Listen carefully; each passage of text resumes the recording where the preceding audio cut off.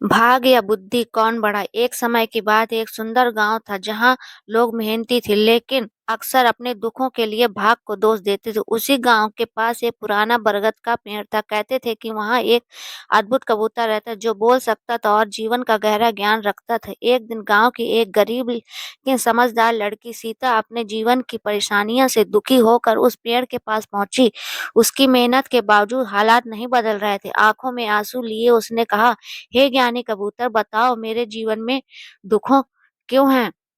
क्या मेरा भाग ही खराब है? कबूतर मुस्कुराया और बोला, बेटी, उत्तर पाने के लिए तुम्हें मेरी एक बात ध्यान से सुननी होगी। पहले बताओ, तुम भाग को बड़ा मानती हो या बुद्धि को? सीता बोली, लोग कहते हैं कि जो लिखा होता है वही होता है, शायद भाग ही सबसे बड़ा है। कबूतर ने कहा, ठीक है, कल सुबह गांव के राजा के महल जाना, वहां तुम्हें उत्तर मिलेगा। अगले दिन सीता महल के पहुंची। राजा ने एक घोषणा की, आज दो प्रतियोगिताएं होंगी, एक भाग और एक बुद्धि की। जो सफल होगा उसे इनाम मिलेगा। पहली प्रतियोगिता थी भाग की।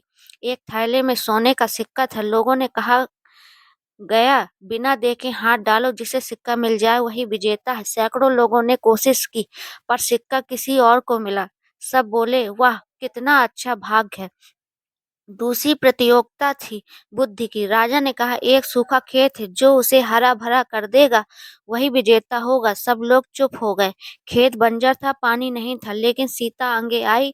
उसने सोचा समझा और गांव के पुराने कुएं से नाली बनाकर पानी खेत तक पहुंचाया। बीज बोए, मेहनत की, कुछ ही दिनों में खेत हरा भरा हो गया। राजा बहुत प्रसन्न हुआ। राजा बोला, बताओ बेटी, यह कैसे संभव हुआ? सीता बोली, महाराज, अगर मैं सिर्फ भाग पर भरोसा करती तो कुछ नहीं होता, लेकिन बुद्धि ने मुझे रास्ता दिखाया।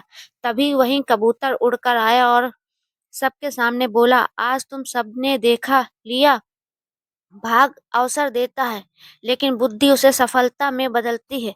कबूतर ने आगे कहा, भाग बिना बुद्धि के अंधा है और बुद्धि बिना कर्म के अधूरी है।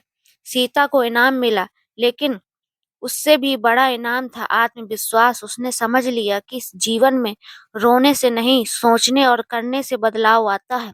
उस दिन के बाद गांव के लोग कहना छोड़ दिया कि मेरे भाग्य में नहीं है, और कहना शुरू किया, मैं अपनी बुद्धि और मेहनत से अपना भाग बदलूंगा। सीख, भाग्य मौका देता है, बुद्धि रास्ता दिखाती है और मेहनत मंजिल तक पहुंचाती है। अगर आपको ये कहानी पसंद आई हो तो please like subscribe my channel अद्भुत कहानी। धन्यवाद।